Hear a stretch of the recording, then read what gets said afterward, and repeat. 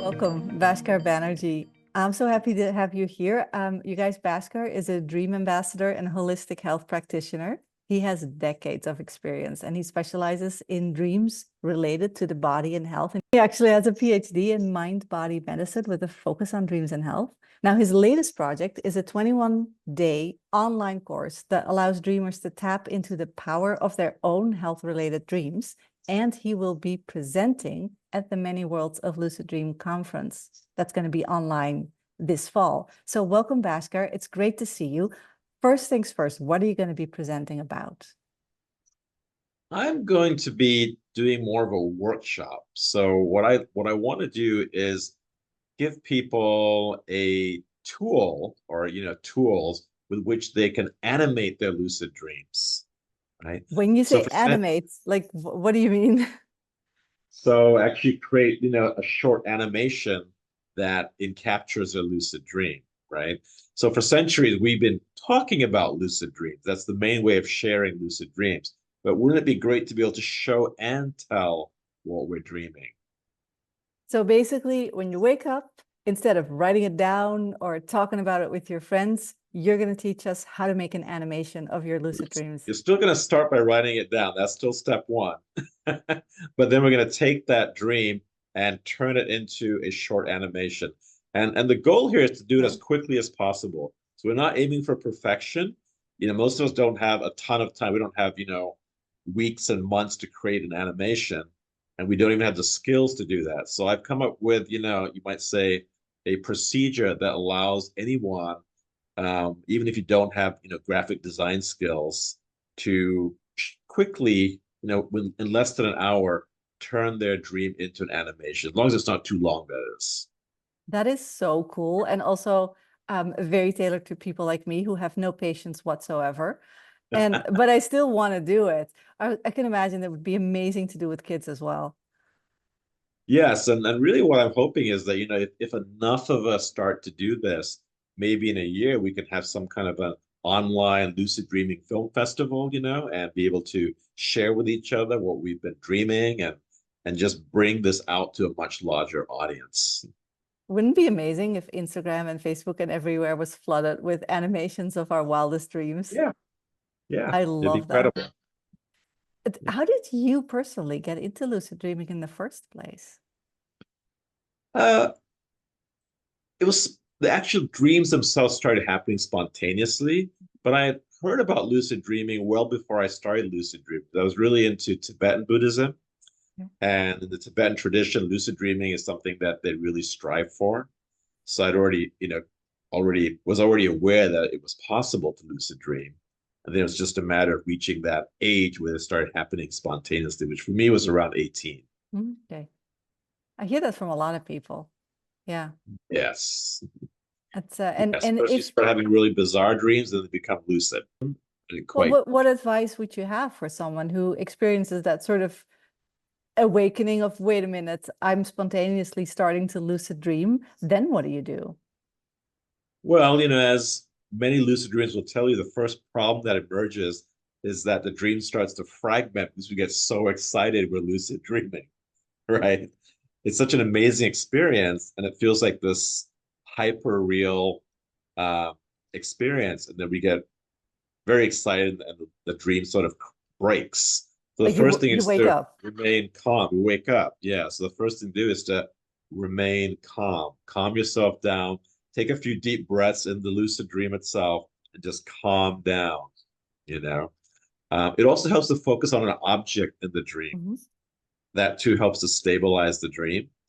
And because I was also, introduced to the Castaneda material, the Carlos Castaneda material early on, he recommends looking at your hand in the dream. So that's what I would practice. I would like quickly look at my hands in the dream and like stabilize the dream and then proceed from there. Clever, because that's an object you always have at hand. Um, Yes, yes, I'm sorry. That was lame. Yeah. that's a good pun.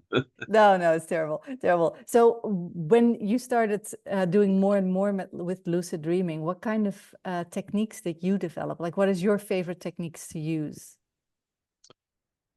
Um, I think for me, the spinning technique was a big one. See, a lot of the ideas I got were actually from the Castaneda material. Okay. So he would recommend, in order to prolong a lucid dream, one of the problems that happens is, unless you do something to prolong the dream, it's going to be short. It's going to, dissipate.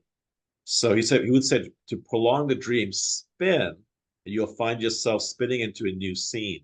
So you literally spin yourself around. Spin yourself around like a top, as if you were a spinning Okay. top. And then you just land in another scene, and then you Mhm. continue on with the dream. Right. So those Clever. are things I was doing, and some of the usual things of like trying to manipulate the dreamscape, of course, some of the sexual escapades as well, that came into play as well. Um, and then over time, I got more and more interested in the spiritual aspects of lucid dreaming. Mhm. So, for example, one time I really wanted to know, what is the fundamental nature of reality? It was kind of a question I kind of threw out there to the Wow. dream maker. And all of a sudden, I found myself experience the entire universe as just vibrations. It Wow. was just everything was a sound, you know, every flower, blade of grass, tree, planet, asteroid, everything was just a sound in the dream. And then what happened? That was That you was it. woke That up? was like, Yeah. yeah, that was like what was revealed to me as the Yeah. fundamental nature of the universe. Everything's in vibration. Yeah. Big question, big answers, eh? Yeah, Yeah. yes. And I was also interested in some of Einstein's experiments. What would it feel like to be moving at the speed of light? And did you? So yeah, so let's say if I myself moving at the speed of light, I could feel that curvature in space time, in my dream body. Wow. So it was cool to kind of experiment with things like that.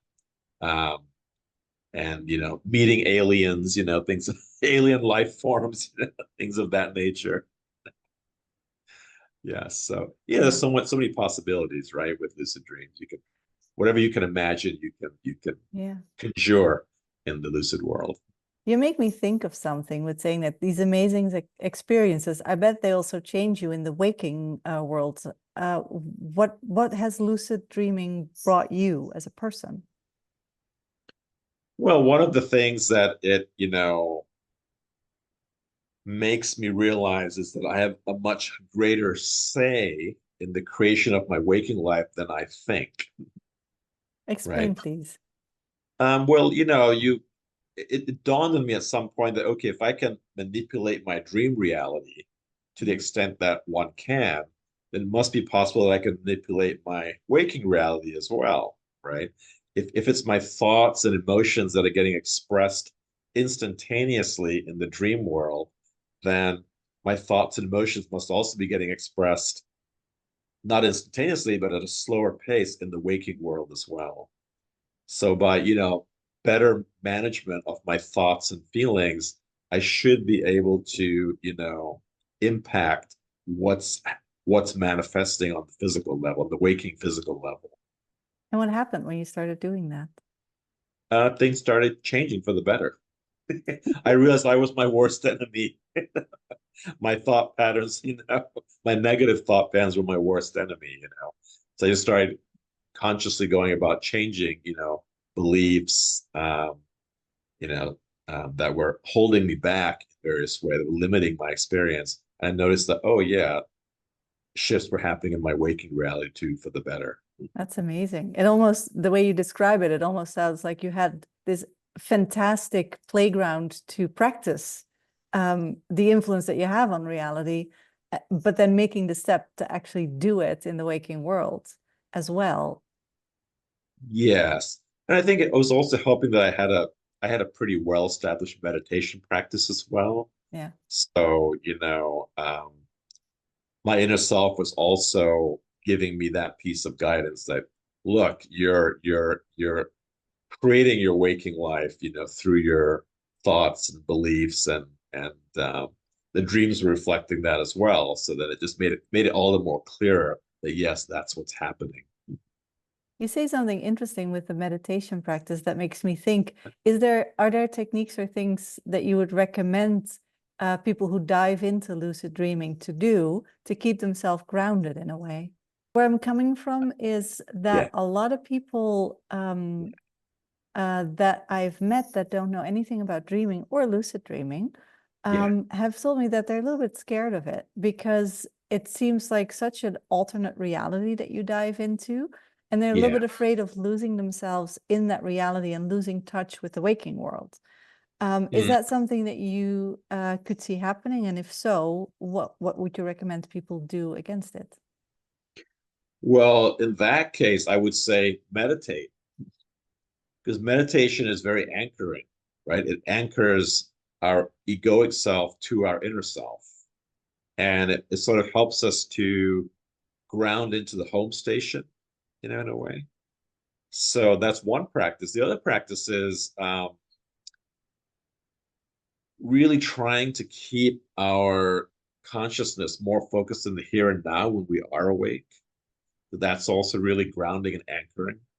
We have a saying, and I was born in India in the state of Bengal. And in Bengali, we have a saying that the difference between a madman and a mystic is that they both know how to get lost, but one knows how to come back to reality. That's beautiful. Yeah. I like that. So you're saying Yeah. anchoring your mind with meditation, but also with just focusing on the here and now to Yeah. keep you. Yeah. Then we anchor ourselves in our body in this waking world reality, right? Yeah. And that's kind of what's happening. What I feel is happening when we go in lucid dreaming mode is we're more aware of this consciousness that leaves the body, right? And that's why people might feel afraid, because will my consciousness come back to my body? That's probably what's behind that fear of getting lost in that world of the dreams of lucid dreaming. It's how will I get back to my body? I think that Right. might be true. Yeah. I think An underlying primal fear, like how do I get back to the waking world and the body that is central to experiencing the waking world, the body and brain.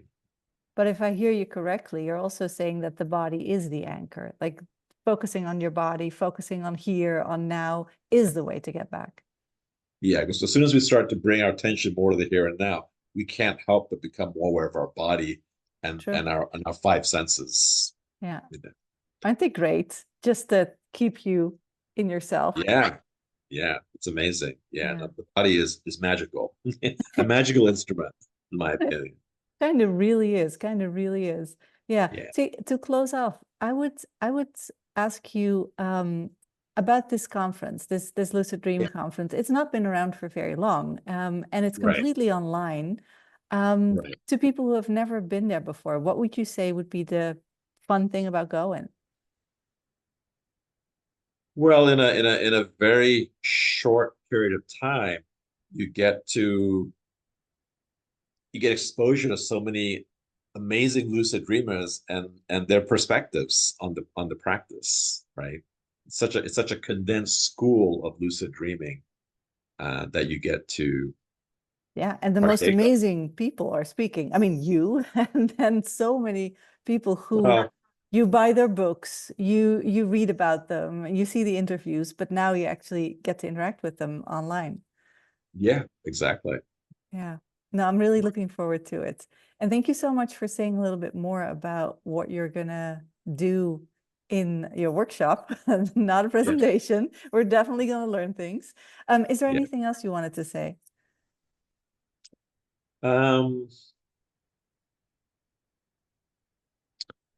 Well, I think I probably said it before, but I am really excited about this ability to, take the dream and share it in a new format. Yes. I think that's a real it would really help in the evolution of dream literacy. Can you say a little bit more about that, about the dream literacy and bringing that forward? Well, in a sense, the way I see it is like let's look at literacy in historical terms. So a couple hundred years ago, barely 1 or 2% of the human population knew how to read and write, right? But today, we can say that 90% of humans on this planet know how to read and write. Now, if we take that analogy and apply it to dream literacy, we can say that today, maybe 5% of the human population remember and make good use of their dreaming and their dreaming intelligence, right? The vast majority of human beings are what I call dream illiterate, don't really value their dreams, and therefore are not able to access, all the amazing guidance that is available in dreams. So I feel like if we can bring dreams out to a larger audience, and I think being able to show people what you're dreaming will help to do that and increase the dream literacy in the world. It'll help us get to a place of greater dream literacy a little quicker. I love that. That makes sense. Absolutely. I think you're absolutely right. And I also think that the way you're doing it by making animations makes it a little bit fun. And I think Exactly. things that Yes. are fun are so easy to pick up because Yes. I love the therapeutic aspect of dreams. I love the deep dive in my own psyche, but I also Yeah. really love it when it's just fun because then I want to Yes. tell my friends. Totally. And it's fun to make an animation. It really is a fun process. And when you see that final product, you're like, wow, I created this from my dreams. It's incredible. One question I'm about not an that. artist. Yeah. That's what I was going to ask. Do you need to be an Yeah. artist or be able to draw or something? Or do you just use No, AI or what's going on no. here? We're using just AI tools. So all you need to do is type keywords into the program and do a little bit of video editing on the very simplistic level. And I'll show all that in my workshop. So yeah, you don't have to be, any fantastic graphic designer, artistic person to be able to make these. That is good news. I'm definitely going to be there. Yeah.